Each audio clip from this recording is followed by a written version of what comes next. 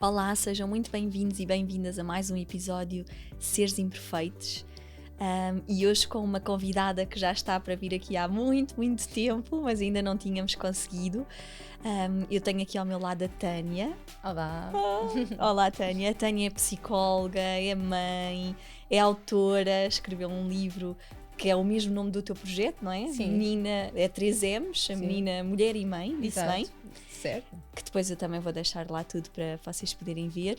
E eu estou muito feliz, sabes, Tânia, porque eu adoro o podcast, além de eu adorar conversar.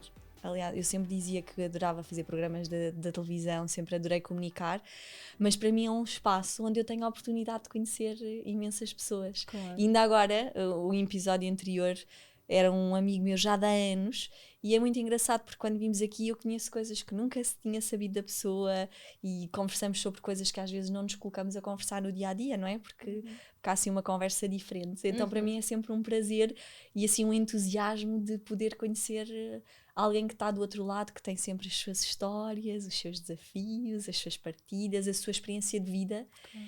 E eu acho que não há nada mais enriquecedor do que as nossas experiências de vida. Então, muito obrigada por estares aqui. Claro, obrigada eu pelo convite. Acho que vai ser mesmo ótimo. Sim.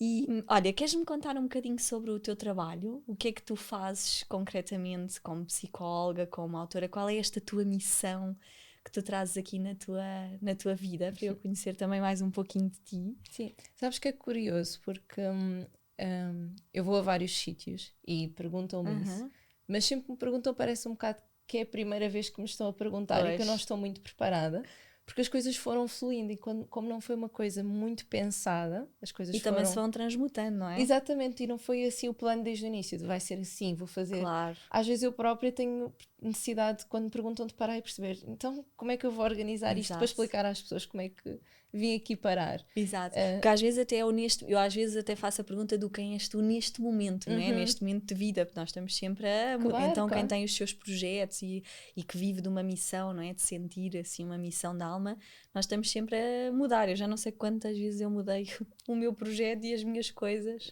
E quantas vezes irá mudar Exatamente. durante o tempo. Mas pronto, assim muito basicamente, eu sinto que a minha vocação é muito ligada às pessoas. Eu sempre adorei pessoas e sabia que o meu curso, independentemente da área, tinha que ser numa área ligada às pessoas. Com o tempo começo a perceber que era a psicologia que me dava então essa resposta que eu precisava.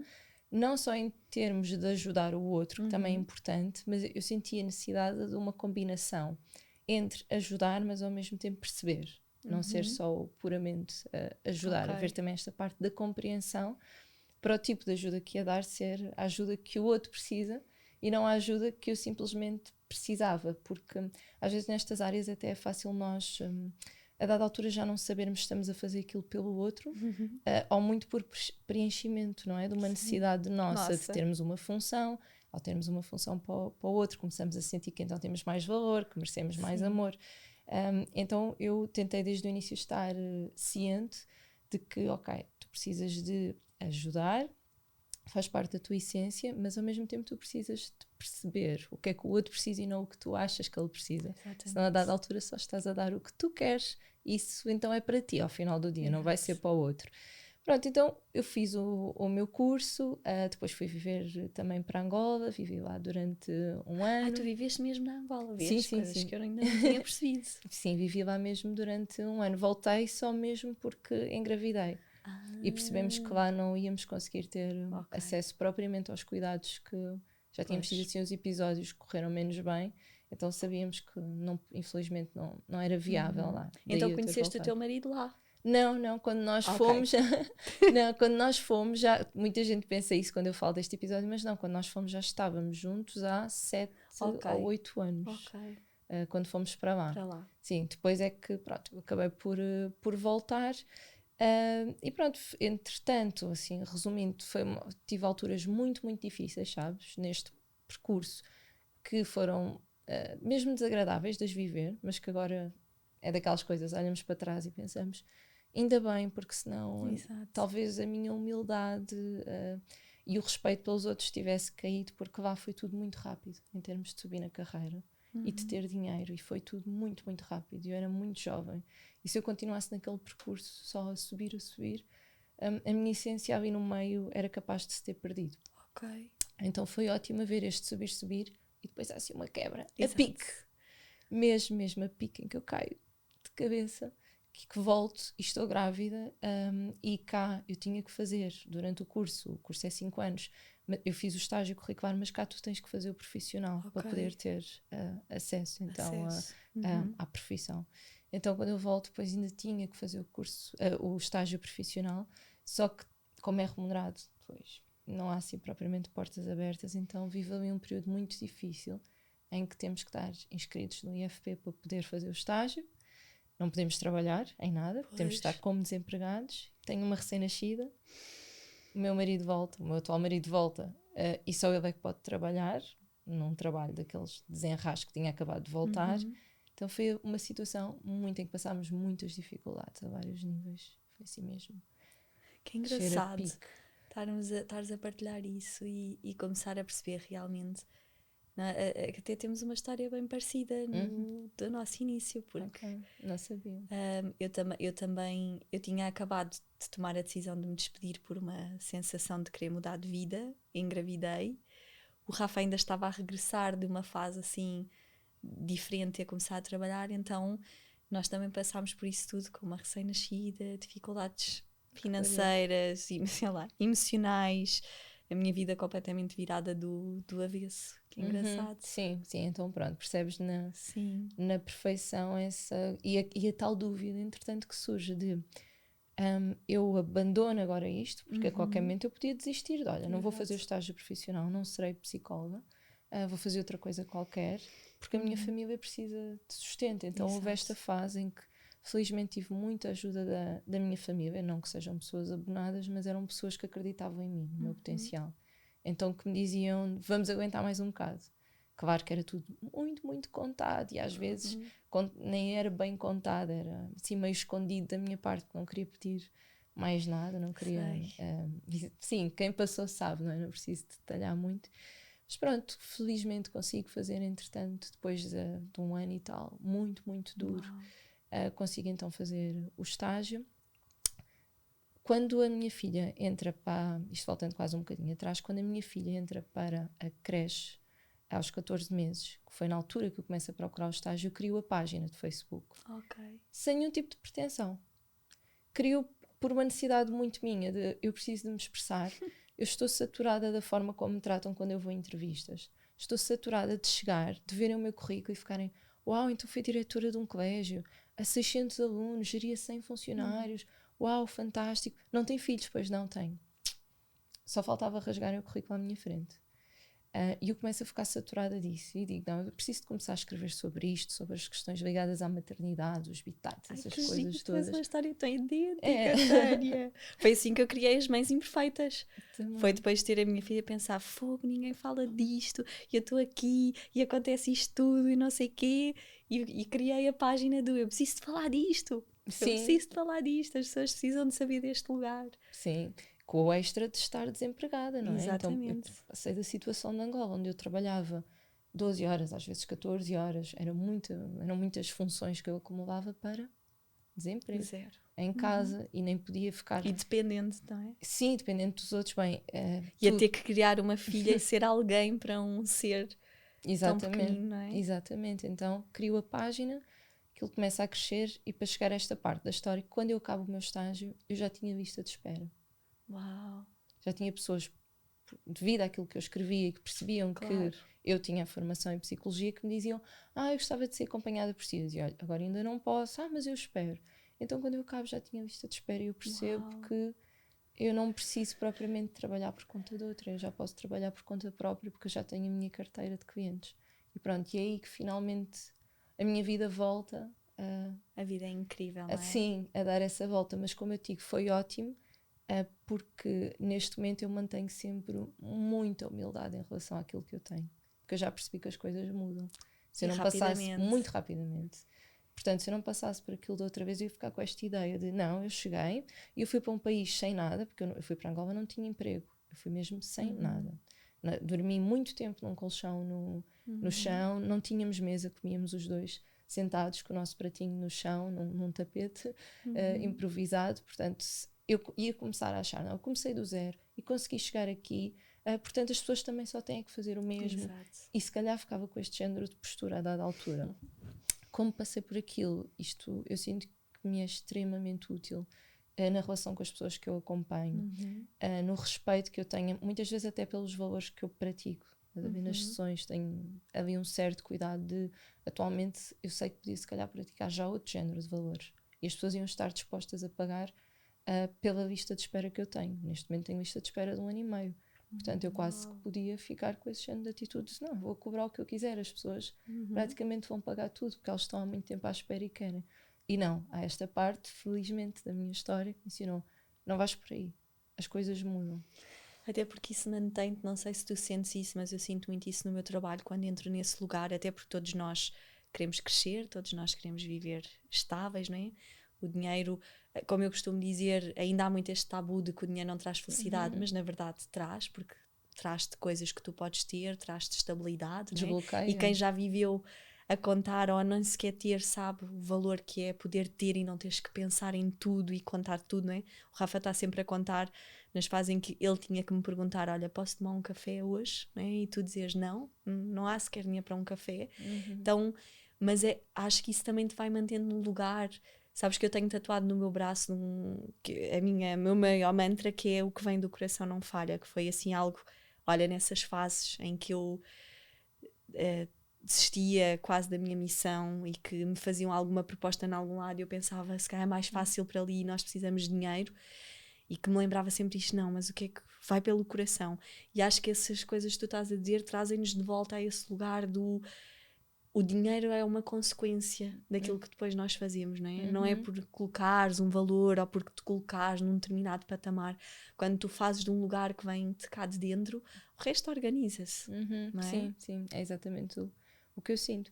E pronto, depois disso a página vai crescendo, os acompanhamentos começam também, vão aumentando, as pessoas vão passando a palavra, pela página aparecem mais.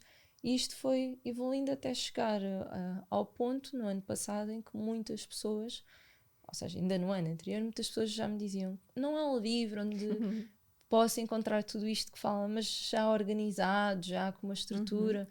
Eu ficava sempre na dúvida, mas o livro é assim para outro género de pessoas, não sei, para mim era assim quase pessoas diferentes de nós, sabes, aquelas crenças que nós temos, não é?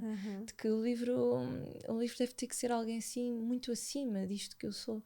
E depois é como tu dizias agora, isto vem do coração, portanto, isto é a minha essência, eu pôr a minha essência num livro, não tem propriamente, não tem que ser ninguém diferente, tem que ser eu como fui até agora. E foi isso que eu fiz, comecei a escrever o livro, a dada altura percebi que já estava até a usar muito do método que eu próprio fui desenvolvendo nas sessões que aquela fase. Percebemos que não nos identificamos propriamente com nada do que existe e começamos a criar um rumo e quando damos por nós temos um método nosso. E pronto, então lancei o livro, passado 2 meses esgotou, foi para a segunda edição, passado outros 2 esgotou, foi para a terceira, outros 3 esgotou e pronto. E antes de um ano tínhamos o livro na 4ª edição, que foi assim uma surpresa enorme para mim, pronto, e vivo muito grata com isto que estou a viver e com este percurso. E qual é a essência do teu livro e desse teu projeto com a 3M? A essência eu acho que é acima de tudo dar validação às pessoas, permitir que as pessoas cheguem ao final do dia a perceber que o caminho delas, seja qual for, é o que faz sentido. E elas não precisam de se justificar aos outros, não precisam propriamente se explicar aos outros. O que elas precisam é de conhecer a sua história. Nós conhecermos a nossa história é, assim, a maior capacidade que alguém pode ter nesta vida, é o maior tesouro de todos. A partir do momento em que eu conheço a minha história e que eu posso entrar, eu uso muito esta analogia nas sessões, a maior parte de nós tem como se fosse o livro da sua história, mas está cheio de papelinhos colados em cima de certas partes, que alguém escreveu aquilo de outra forma, ou para não ser tão pesada à partida, ou porque havia aspectos que eu não consigo entrar. Então, a ideia do livro é finalmente eu tirar esses papéis de cima, ler a história como ela é esta é a minha história. Ou como tu vês também, não é? Sim. E perceberes este ponto levou a este impacto, aquele ponto levou a este impacto, e a partir do momento que tu começas a entender o que tu sentes e paras de abafar, percebes que tudo o que tu sentes é válido e tem uma função, mais do que não é só uma questão de ser válido. Cada emoção tem a sua função, são muito adaptativas. Então as pessoas percebem que, ok, eu sinto isto e faz sentido, porque vem, dá-me esta e esta função, começam a tirar proveito das suas emoções, começam a conhecer os seus pensamentos, porque como acedem à sua história, os pensamentos que aparecem já não é porque é que eu pensei isto, que horror, eu já percebo, certo? Mas a minha vida tem, por exemplo, este episódio de porque é que eu, quando chego a algum lado, me sinto sempre à parte e porque é que as pessoas nunca gostam de mim. Quando eu vou lá atrás, eu percebo, tenho uma história de muita rejeição, de muito abandono. A partir do momento que eu compreendo e faço esta ligação de é normal eu chegar a um sítio e haver um pensamento que me diz logo, ui, ninguém vai gostar de ti, vais ficar aí à parte, ninguém vai querer falar contigo. Então, eu se não conhecer isto, eu própria começo a boicotar-me, a criar formas de chegar, de me afastar, de não fazer uma interação saudável e chegar ao fim do evento e dizer ninguém quis falar comigo, ninguém gostou de mim, não, fui eu muitas vezes que criei, porque a minha história está preparada para encaixar partes iguais ao que estava escrito, não propriamente grande novidade de rejeição, abandono, e de repente havia uma parte que diz assim, não, mas olha, tu foste super aceite e acolhida. É muito giro isto, mas o nosso sistema fica do género, e onde é que isto vai agora? Que esta peça não existia. Isto não encaixa em lado nenhum. Então, nós sem querer, muitas vezes, como não conhecemos a fundo a nossa história, porque por muitas vezes até sobrevivência tivemos que aprender a apagar, não é? Sim, eu digo isso muito nos acompanhamentos, sabes? Quando começamos a entrar em pontos e aparecerem coisas novas e as pessoas dizem, como é que eu nunca vi isto? Como é que... Eu explico, não é por falta de capacidade, e em muitos casos ainda bem até que as pessoas aprenderam a abafar, porque são aspectos tão dolorosos em que não havia uma rede de adultos à volta capaz de ajudar na altura a criança a processar aquilo, que se a criança começa a perceber o que é que significa o que está a viver, eram crianças que desde muito cedo tinham desenvolvido quadros patológicos. Uma criança com um quadro de ansiedade grave, uma criança com uma depressão, uma criança... São os mecanismos de defesa, não é? Sim, então mais vale eu olhar para a minha história e pensar que sim, mas isto não foi assim tão grave, não foi assim tão mau. Que é geralmente como as pessoas chegam às sessões a contar as coisas, estão a contar de sim, estou a ver, eu estou dentro de uma casa, a casa está a arder e eu estou lá dentro, sim, e estão a contar, mas ao longe, e do género que não são elas que estão dentro da habitação e que não é assim tão grave. Mas depois o nosso trabalho é pôr a pessoa lá dentro e perceber, não, isto é grave e tu estavas lá e tu viveste isto. E vais entender o impacto. A partir do momento que isso desbloqueia, eu começo a ouvir os meus pensamentos. E se eu ouvir os meus pensamentos... a ter consciência, não é? A ter consciência deles. E quando eu tenho consciência, eles já não me conseguem comandar.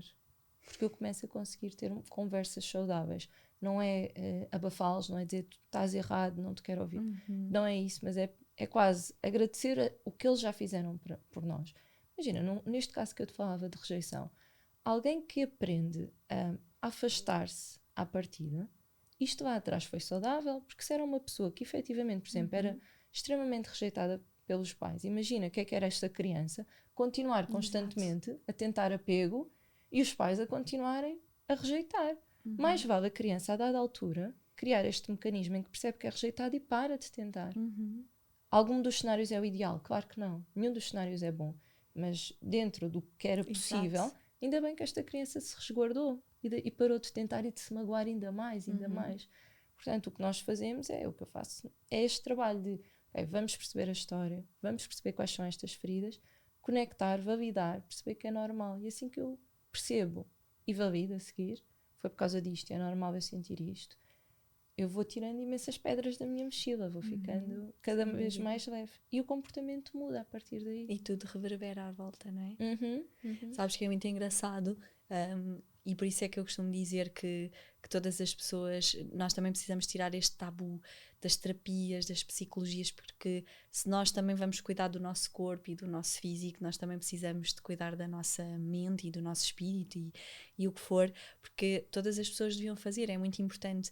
E quando estavas a falar é muito engraçado, eu lembrei-me quando eu fiz terapia depois de ter a minha filha e passar por esta fase que foi muito dura, Claro. e que para mim também foi uma oportunidade de, bem, vamos ver o que é que está a aparecer, não é? Porque quando tu passas situações limites, acaba por vir coisas à tua vida que já existiam, não é? Que já lá estavam. Sim. Os teus medos são os mesmos, só estão exacerbados, como eu costumo Sim. dizer. E eu lembro-me de ir começar a terapia, e a primeira sessão, ela começaram-me a perguntar, não é, sobre a minha história, e eu fiz exatamente isso. Eu contei a minha história, a minha infância, que teve períodos e histórias muito complicadas, e contei assim, de quase como se estivesse a contar um filme ali, sim, não sei, e lembro-me disto até hoje, e levo isto muitas vezes para as minhas sessões, de ela olhar nos meus olhos e dizer: Filipa, tu tens noção do que tu estás a contar? E eu, mais ou menos. Eu sim, na verdade, sim, parece que estou a contar ali. Para mim é contar. E foi, sabes, foi um choque de perceber, realmente eu conto isto, parece que estou a contar o filme ali da televisão. Sim, passei, não sei o quê. E foi a primeira vez que eu tive consciência verdadeira, sabes, da minha história de, fogo, isto não é nada bonito, sabes? Então estavas a contar e estava-me a lembrar disso, que é tão importante, e que na verdade depois vai ligar a isso que tu estavas a falar dos mecanismos. Uma das grandes ferramentas que eu trabalho é o Enneagrama, eu não sei se tu conheces, mas nós falamos sobre os mecanismos de defesa, que é isso mesmo, não é? Que é aquilo que nos mantém ali na nossa sobrevivência, e que muitas das vezes nós, quando descobrimos e começamos a conhecer, nós queremos eliminar, não é? Sim. Nós, agora já sei, agora vou tirar isto tudo da minha vida, e nós falamos muito disso no Enneagrama, não é? Se tu tirares de uma vez toda o teu mecanismo de defesa, muitas das vezes tu não sobreviverias, não é? Por isso mesmo, porque é o lugar que te permite ganhar força e chegar aqui, não é? Tu cresceres e sobreviveres. Sim, É? eu agora tenho uma equipa que trabalha comigo, não é? A minha equipa. E no outro dia, numa das sessões, agora elas começaram a chegar à parte em que as pessoas delas também vão começar a ter alta, chegaram a essa fase dos seus processos, e estávamos então a trabalhar essa componente de as últimas sessões, no fundo, o que é que devia ser, o que é que não devia ser.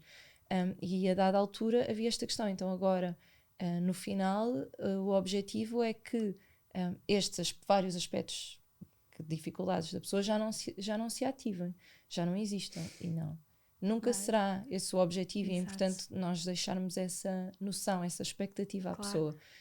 Porque senão vai criar frustração, não é? Claro. Acho que não vai voltar mais. E explicar às pessoas mesmo o porquê. Porque muita da essência das pessoas também cresceu das feridas.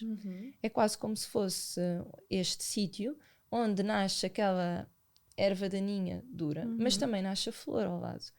Tudo sai dali. Portanto, nós queremos tratar a erva daninha, mas não dá simplesmente para ir tapar. Porque se taparmos, a flor também ia.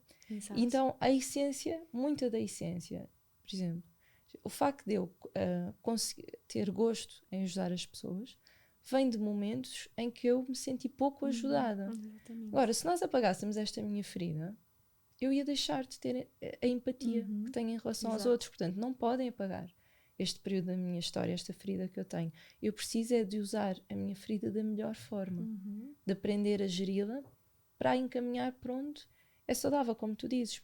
Muitos destes mecanismos, etc., eles sustentam também outros aspectos muito positivos que a pessoa desenvolveu. Então nós queremos é fazer isto, aprender a gerir, não apagar, porque lá está, isso seria o mesmo fechar o tal livro que falávamos aqui. O livro não pode estar fechado, não podem haver partes escondidas. Eu tenho é que estar confortável. Senão vamos, na verdade, fazer exatamente o mesmo, não é? Que já fazíamos antes. E vamos estar a ignorar uma parte, até porque, às vezes, sabes, eu tenho muito esta analogia de pensar, às vezes, para mim também, para as pessoas que eu trabalho, até pensar na própria criança, né? Todos nós temos esse lugar da nossa criança e das feridas que estão lá, que é quando eu olho para a minha filha, se ela estiver com alguma coisa que está frustrada, que não se sente bem, que não gosta nela, se eu for castrá-la naquele momento, não é? Isso não lhe vai trazer nada de bom, não é? Normalmente tu vês uma criança evoluir com colo, com amor, não é? Mesmo que tu não consigas dar o teu melhor todas as vezes, hoje em dia nós já sabemos que nós crescemos através da segurança, do amor. E é a mesma coisa connosco, não é? Se eu me vou castrar, se eu vou quase passar um chicote porque voltei a fazer não sei o quê, porque ainda não melhorei, eu vou estar a construir-me num lugar que não de evolução, não de amor, não de colo. Né? Então também tem que haver esse lugar de, olha, de acolher essas partes que nós temos, né? De dar amor àquilo que que há luz e há sombra, não é? Sim, é esse trabalho muito que faço de podermos ir ter com a nossa menina nesses momentos e dar-lhe esse colo a ela de não faz mal, aconteceu isto. E eu estou-te a ver, não é? Sim, eu estou-te a ver e aconteceu isto. Porque, como dizias, tal como não iria ralhar com a minha filha, eu não vou ralhar com a minha menina. Em muitos momentos eu vou ter com ela e vou dizer-lhe, é normal, olha, aconteceu isto, hoje estás assim, tocou naquela tua ferida que é maior, que nós sabemos que é mais difícil para ti. Portanto, tudo bem, tu também tens direito a estes momentos. E quando eu faço isto com a minha menina interior, eu estou a ser o adulto que lhe faltou. Exatamente. Porque para a minha menina ter esse tipo de ferida é porque lá atrás houve algum adulto que nós sabemos que a maior parte não é com intenção, Claro. é por falta de conhecimento e também porque tem as suas feridas. Exatamente. Que nós despertamos uns nos outros, não é? Então quando eu vou, eu já sei que esta menina vai precisar que eu seja o adulto que lhe faltou. Exatamente. Como o adulto antes não lhe deu isto de não faz mal, eu preciso agora de lhe dar. E a maior parte das pessoas, o sofrimento interno em que vive é este, é de sem querer continuar a ser para si e depois para os seus filhos o adulto que foram para ela ou para ele. Só repercutir, não é? Fazer exatamente o mesmo. É, porque os padrões são muito confortáveis de seguir, sabes? É muito fácil. É como tu teres um caminho cheio de luzes a dizer, é por aqui. E ao lado tens o caminho escuro e que o chão é de pedras. Portanto, vais escolher. É muito fácil eu deixar-me ir. Não, eu não gasto recursos quando eu estou a agir. Nem energia, não é? Nada. Eu, quando estou a agir, eu posso dar-me ao luxo de ligar o piloto automático e estou a vir, dizer as mesmas frases que me diziam, a reagir como reagiam, a pensar daquelas formas e eu não estou a desgastar nada. Quebrar padrões é um desgaste gigante. Completamente. Tu precisas de estar constantemente a fazer este rebobinar e a dizer, ok, porque é que agora a minha filha disse-me isto? O que é que isto está a despertar em mim? Porque é que eu agora tenho esta vontade? Ainda este sábado eu tive um evento e eu falava sobre isso. Caminho do evento, a minha filha no carro dizia, eu estava a falar com o pai e eu estava ocupada, ele estava-me a perguntar qualquer coisa e eu não estava a conseguir responder, estava a dizer espera, e ela disse, pai, ela já disse que está ocupada, espera um bocadinho. E a Estela, de repente, eu comecei a sentir vontade de lhe responder ela não. A mãe. Sim, a mãe. E eu disse, mas porquê que agora de repente? Mas foi assim uma coisa mesmo que se eu me deixasse levar, virava-me rapidamente para trás e reagia assim até meio agressiva. Ela não, disse, a mãe. E eu quando sinto isto, pela consciência e pelo meu trabalho interno, já consigo, isto já não sai, mas internamente aqui, e lembrei-me de repente, é quase como se eu fosse, de onde eu estava, fui sugada do carro e caí assim, numa carpete, que era da minha casa antiga, quando eu vivia com a minha mãe, e caio naquela carpete, e como eu não fujo da minha história, eu permito-me estar lá e ver o que é que acontece a seguir. E eu caio naquela carpete e estou sentada e consigo ver perfeitamente minha mãe dizer isso a mim ou à minha irmã. Ela não, a mãe, e nós não tratávamos por você, mas sim, é algo que a minha mãe também tinha aprendido já com os pais dela. Gerações, não é? Exato. E repara a diferença que faz. O facto de eu conseguir entender, e estamos a dar um micro-exemplo, porque há coisas bem maiores do que isto, como eu sei, aquele momento já não foi nada, quando podia ser logo ali um grande momento de tensão, mas desgastei-me. Não é igual. Não. Percebes? Porque era fácil continuar no telemóvel, olhar para trás e dizer ela não, a mãe, e continuava e não me desgastava rigorosamente. Ela provavelmente ficava magoada comigo, a minha filha, porque é que sem perceber, mas o que é que eu fiz? Eventualmente até o meu marido, até imagina, podia haver uma discussão entre nós. Claro. Então falas assim com ela de repente, mas porque eu é que sei. E pronto, já tínhamos ali uma discussão, por exemplo. Então eu tive que ter este desgaste de parar, de ir para lá à carpete, e quando lá estou é intenso de reviver aquilo e perceber, e não ficas só por aí, começas a reviver, mas como é que eu me sentia quando a minha mãe me dizia isto, como é que eu ficava a seguir. É isso que eu quero fazer, não é? Sim, ficas ali aqueles momentos a processar aquilo tudo que viveste, que experienciaste na altura, e isto desgasta, portanto. Eu costumo dizer que não só o desgaste, como para mim isso é a verdadeira responsabilidade da nossa vida, não é? E esta responsabilidade de trazer para mim, em vez de... Porque é muito mais fácil eu colocar nos outros, né? Ela é que falou assim, o outro é que diz, o outro é que faz, o meu trabalho não seguiu, o meu chefe nananã. E quando tu começas a fazer esse trabalho, tu estás a ganhar autorresponsabilidade. E isso é duro às vezes. Tu começares a perceber, calma, não é o outro. isto é tudo meu.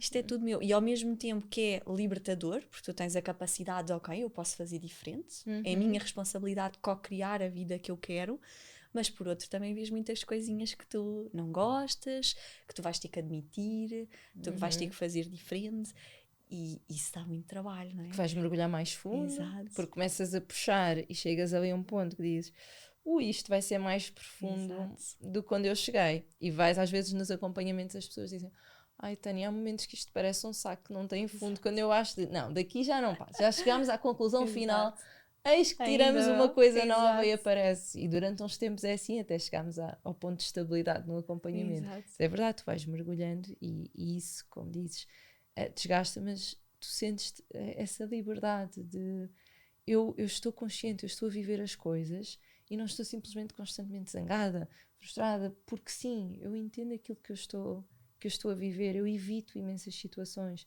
eu olho para os outros de uma forma muito mais bonita, porque há feridas deles também que eu ativo, sem querer, sem saber, mas quando eu ativo, a reação deles eu já não fico a sentir que é um ataque propriamente à minha pessoa. Eu já tenho esta capacidade de dizer, eu toquei aí em alguma coisa.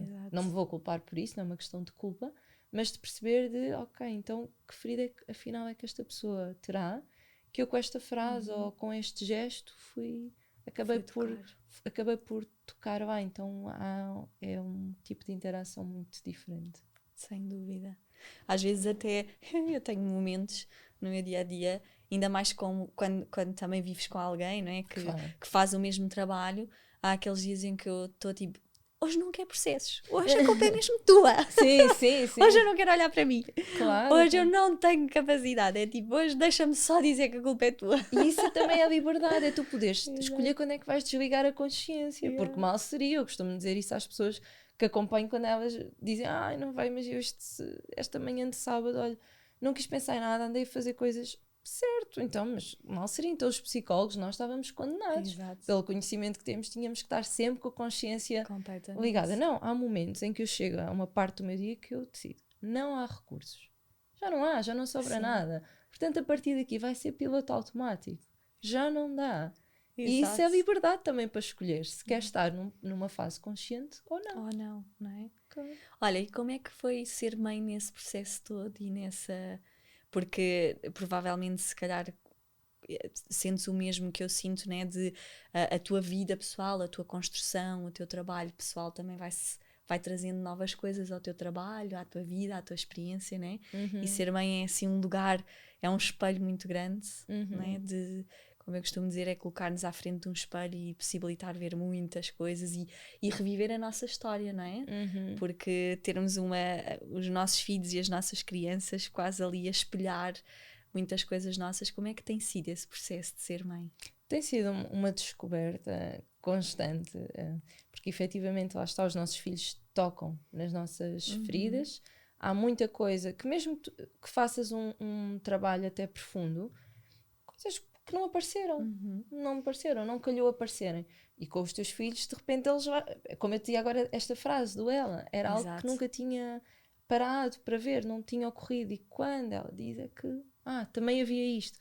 Portanto, tem sido este processo de fazer diferente com a minha filha, manter muitas coisas, que os meus pais também fizeram muita coisa fantástica, manter o cá a manter, mudar o cá a mudar, mas é a fase que eu consigo mais curar a minha menina.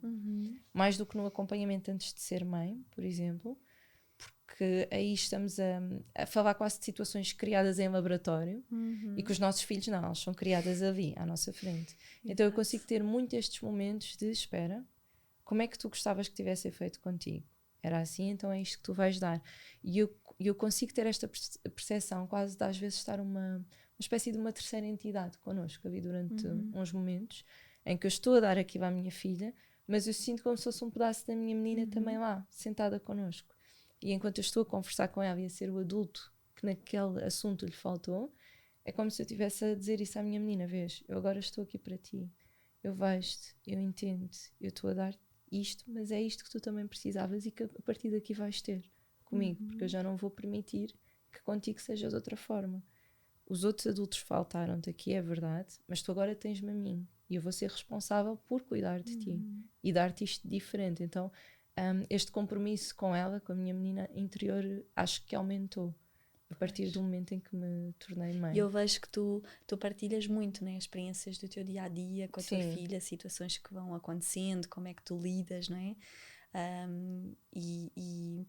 E eu sinto que isso é muito necessário, não é? Falarmos sobre isso, porque viemos de uma altura em que muitas das vezes não se partilha as coisas, os desafios, não é? Porque não podes falar do que se passa em casa muitas das vezes.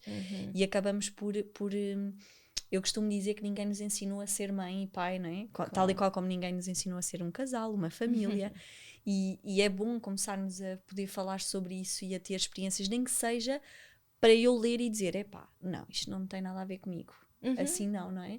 E podermos haver um lugar onde nós temos outra partilha e outra coisa. Tu recebes muito mensagens dessa parte?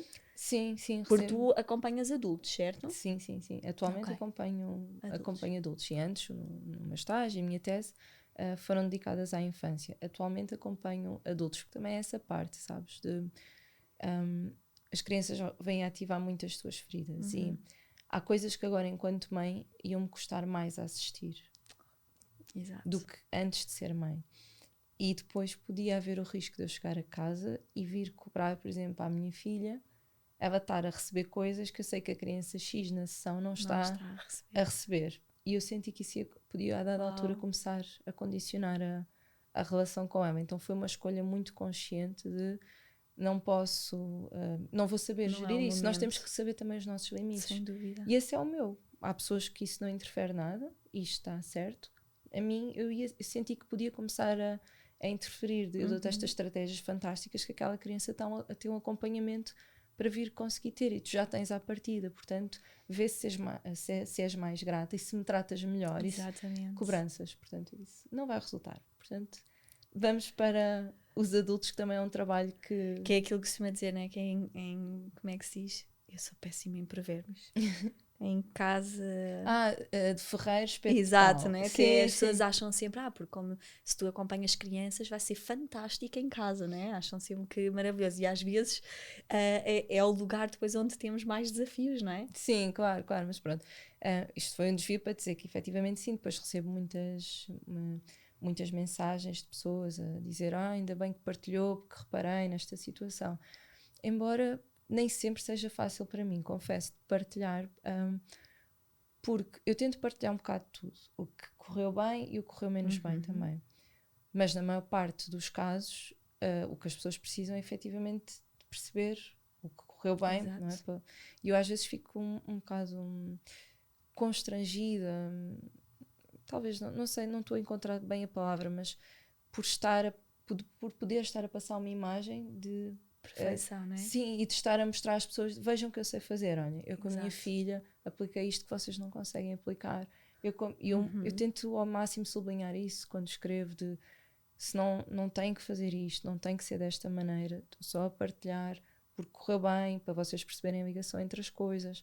Mas mesmo assim ficamos por vezes ali num sítio difícil de vais estar a passar isto, pode parecer que queres mostrar aqui alguma coisa. E tu sentes que o que é que tu sentes na tua vida, sejam coisas boas, sejam mais desafios, porque há sempre, não é, ao lado de todo o teu conhecimento, do teu trabalho, não é, na tua própria relação com a tua filha, não é, porque o ter consciência às vezes traz-nos um lugar muito bom, outras vezes também nos traz uma exigência muito grande. Como é que tu tens vivido esse lugar na construção da tua maternidade? Quando diz esse lugar referes-te a esta parte entre o peso depois que a consciência pode... Sim, por exemplo, estava-me a lembrar que, vou-te dar um exemplo, por exemplo, quando fui mãe, havia este lugar muito de ter consciência que tudo o que eu poderia viver ao passar iria influenciar, não é? Ter essa consciência de que tudo o que eu vou fazer com ela vai ter um lugar e uma consequência. Por outro lado, depois, passado uns tempos, né, dessa exigência de não, porque isto vai pesar, porque ela vai ficar, porque ela vai ser...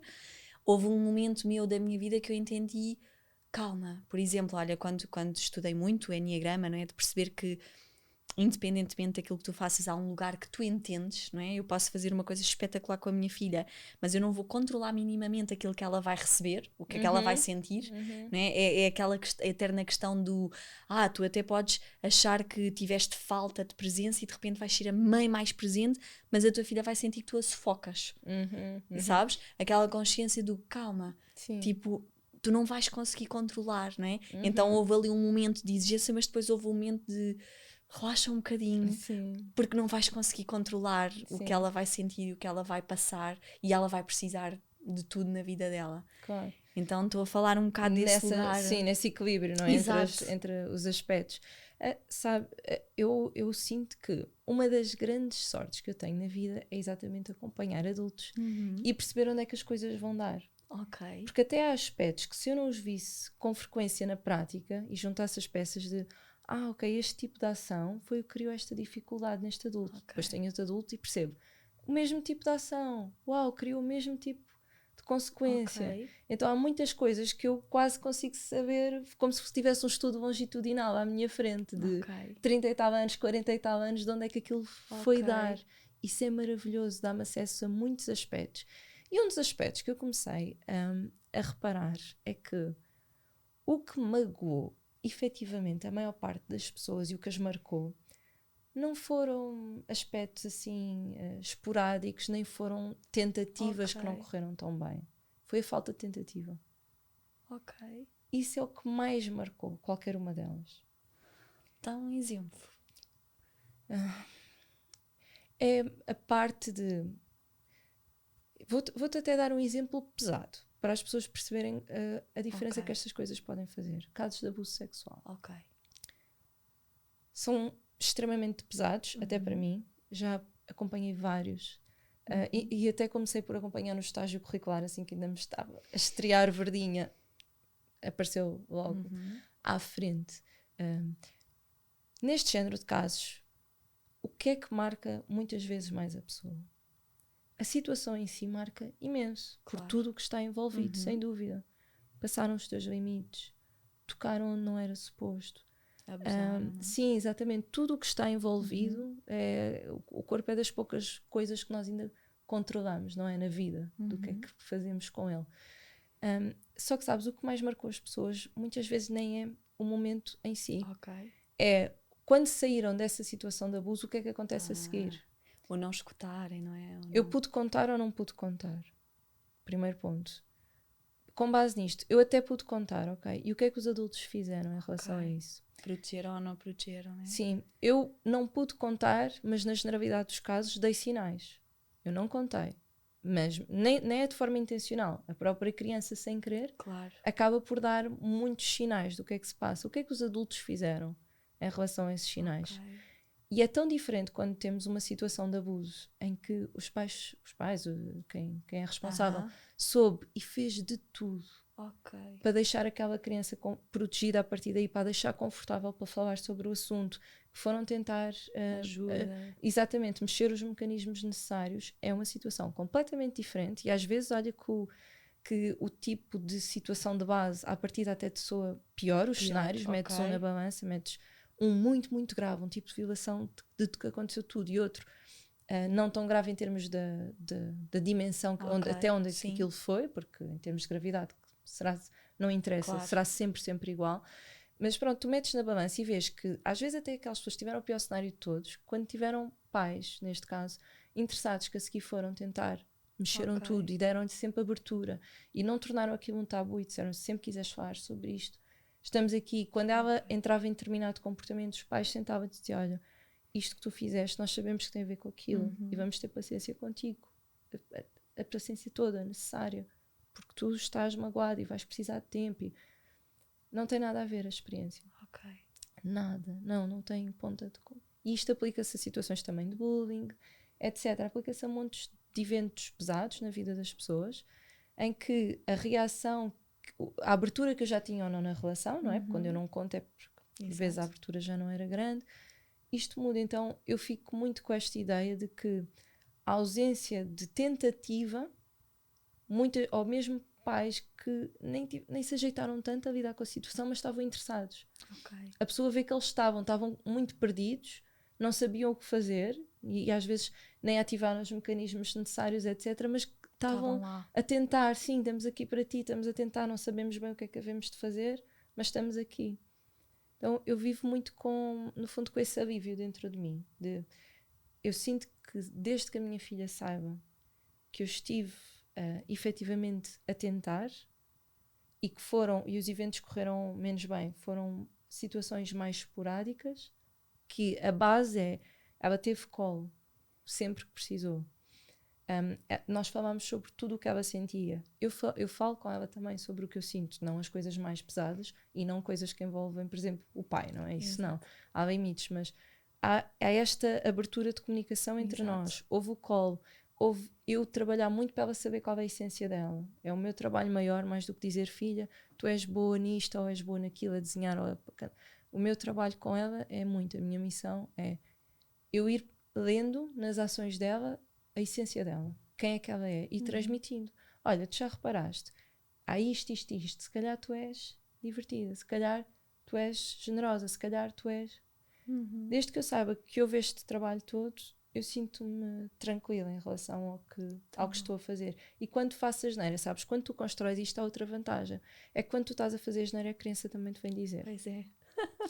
Porque o caminho está aberto. Então, Exato. Quando algo corre menos bem, o impacto também não é tão grande, que é outra coisa que eu noto dos acompanhamentos, as pessoas guardavam muito aquilo que corria menos bem na interação. E é isso que as magoou mais, foi aquilo ser um segredo. Às vezes não é propriamente a ação do adulto, porque vamos ver, e não era assim tão grave à partida, não, mas o facto de eu não poder dizer nada, não haver abertura entre nós, Exatamente. É o que fica a pesar. Ai, Tânia, tão bom estares a dizer isso, acho que vai ajudar a acalmar muitos corações. E sabes que eu penso muito assim, nós lá em casa não fazemos esforço nenhum para ser perfeitos, porque nunca vamos ser, mas temos esse lugar de não ignorar. Por exemplo, eu lembro de nós fazermos um dia esta reflexão, até que muitas vezes as pessoas dizem, não sei qual é a tua opinião, mas vou dizer a minha, deste lugar de que os filhos nunca têm que ver, por exemplo, os pais discutirem, não é? Porque não têm que estar no meio, porque não têm que... Olha, nós lá em casa já aconteceu e não conseguimos às vezes evitar uma conversa, um chatear, porque somos humanos. E fazíamos muito esta reflexão de, mas será que é assim tão errado? E para nós hoje em dia lá em casa é muito engraçado, porque a minha filha já entra nas coisas, que é, se isso acontecer, porque às vezes acontece, eu também quero mostrar que isso faz parte do mundo. Até porque, por exemplo, eu cresci numa família, eu nunca vi os meus pais discutirem, e durante muito tempo eu procurava relações que eu achava que discutir era errado. Então, o que nós tentamos muito fazer é não ignorar, é seguir. Ou pedimos desculpa porque não conseguimos gerir naquele momento, ou dizer-lhe que não tem nada a ver com ela, não é? Para ela saber, ou perguntar-lhe como é que ela se sentiu naquele momento e poder dar-lhe o lugar de... E ela diz às vezes, porque eu não gosto, ou eu fico triste, e nós, olha, nós vamos tentar, né? E às vezes já é ela que nos diz, sabes, que nos chama a atenção, que nós dizemos, oh my God, a nossa filha é que nos está a chamar a atenção. E haver essa abertura de não ignorar que aquilo está a acontecer. E sabes, e isso para mim é o que me faz sentido, que é, eu também sou humana, eu não quero que a minha filha me veja como uma pessoa perfeita e que nunca me chateie, que nunca fique triste, senão há outro momento que ela vai achar que ela não pode ficar triste por alguma coisa que alguém fez. Claro. Então, o que tu estás a dizer faz muito sentido nesse lugar que me questionei muito como mãe, e como até no meu dia-a-dia, não é? Como mãe, se eu estou um dia mais cansada e me apetece chorar ou me apetece ir para o sofá, eu não tenho que esconder isso da minha filha, sabes? Mas falar-lhe, explicar-lhe e dizer, olha, é porque isto, porque a mamãe também fica triste às vezes, porque também estou cansada, porque Sim. Se eles crescerem com a ideia da função das emoções, minha filha, é das piores coisas que lhe podem fazer é impedi-la de sentir as emoções. Quando ela está a começar a ficar triste, alguém diz não fiques, é das piores coisas que lhe podem dizer, porque ela diz logo, eu tenho o direito a ficar triste, seja quem for. Ela não permite que ninguém lhe tire isso, porque ela sabe que a seguir a um momento de tristeza vai aparecer ali uma conclusão qualquer, geralmente. Às vezes não acontece, mas na maior parte dos casos é estando triste que ela vai perceber que, certo, eu fico triste porque não gosto em geral, então que os amigos me façam isto. Ok, está a aprender um limite dela. Exatamente. Como é que ela ia aprender se não ficasse triste? Exatamente. Não dava. Então quando alguém tira, ela sente quase que lhe estão a roubar havia uma oportunidade. Então, mesmo quando às vezes eu vou buscar, ela chega ao carro e diz, mãe, eu preciso estar um bocado triste também, depois já falamos. Tipo, claro que sim, filha, o tempo precisares. Queres que ponha música, queres estar em silêncio, faz o processo, o processo dela, claro. Tão bom. É tão bom vermos gerações a crescer, porque ainda crescemos muito num momento onde existem as emoções boas e as más, não é? Sim. Esta separação entre... Eu no livro tenho mesmo esse subcapítulo de emoções boas e emoções más. Exato. Quando na verdade elas são uma bússola muito importante e todas fazem, são emoções, né? A própria palavra vem do latim es movere, que faz mover, né? Então nós precisamos delas para nos entendermos. E eu sinto que nós vamos partindo a pedra nesse caminho, né? De construir esse lugar mais verdadeiro, porque também é nesse lugar que tu vais encontrando o teu equilíbrio, os teus limites, como tu estás a dizer, né? E perceber o que é que gostas, o que é que não gostas, o que é que eu quero, o que é que eu não quero. No caso dos adultos, que parte da minha história se ativou, exato, é sempre no momento, não é quando nós estamos por aí a sair, a conversar, porque quando nós saímos, vamos conversar, eu falo muito disso na página, são mais inputs que estão, não é, a aparecer. Então o meu sistema já está sobrecarregado a dizer, ui, ativou-se isto e aquilo, com esta ligação, e eu ainda ponho informação em cima disso. O meu sistema não vai processar bem, portanto a tristeza ela vai aparecer, vai-me lentificar, porque eu preciso de estar mais lenta para processar bem as coisas, vai-me fechar mais a outros estímulos. Então aqui eu tenho as condições, alguém me está a criar as condições perfeitas mesmo para eu fazer uma boa análise da situação e perceber, isto tocou aqui, foi por isso então que eu tive necessidade de responder assim, certo? Isto é um processo da tristeza. Sempre, às vezes acontece eu estar triste e, por exemplo, no carro começa a dar assim uma música mais animada e eu sou a primeira a desligar. Que sinto, não, eu estou perto, eu sinto que estou perto, estou quase a chegar ao que é que se ativou. E se me distrair agora com isto, vou perder esta oportunidade. Mas já está, como eu convivo com a tristeza sempre que ela aparece, ela já não vem num estado extremamente pesado. Porque muitas vezes nos acompanhamentos as pessoas dizem, não, é que se eu sentir vai ser horrível. E é verdade, ao início é. Porque a pessoa depois não está a sentir só a tristeza daquela situação. Vem tudo, né? Abre aquele armário que andou a tirar coisas já para dentro e cai-lhe tudo em cima. Então ao início pode custar, mas se tu fores processando, o estar triste é só estar mais fechado e mais lento. Sim, às vezes pode ser mais intenso, mas é balizado, não é uma coisa que te suga como quando tu andaste a acumular. Quando andaste a acumular, sim, é uma espécie de capanga que andou atrás de ti. Tentar apanhar-te, quando te apanha, não. Agora vais-te sentar aqui e vais ficar aqui e vamos ficar horas à conversa, porque andaste muito tempo a fugir. Tão bom, que visão boa. Olha, Tânia, adorava continuar a conversar contigo. Sim. O tempo passa muito rápido aqui neste sofazinho. E eu depois vou deixar também lá as páginas para as pessoas poderem encontrar o teu trabalho, as tuas partidas, que acho que são muito importantes. E olha, queria-te agradecer porque tocámos aqui em temas mesmo muito importantes. Olha, para mim também foi muito bom. Eu adoro conversar e aprender coisas e fazer as minhas ligações. E queria-te agradecer por trazeres temas tão importantes de uma forma muito simples, sabes? De uma forma muito fácil de compreender e que lá está, como tu dizias ao início e começaste hoje, quando nós compreendemos e vemos a visão, há um lugar que acalma assim, não é? E dizemos, ok, faz sentido.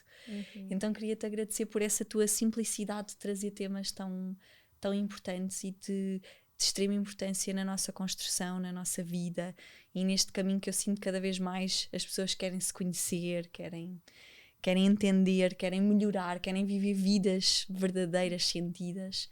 Então obrigada por isso. Filipe, obrigada também pelo convite, também foi muito positivo para mim ouvir também visões tuas e é ótimo também estarmos com alguém que sentimos que estamos a falar a mesma linguagem que nem sempre encontramos, por isso obrigada. Obrigada também, olha, e continua com muito sucesso no teu livro. E para ti também. E vemo-nos numa próxima. Obrigada. Obrigada, Tânia.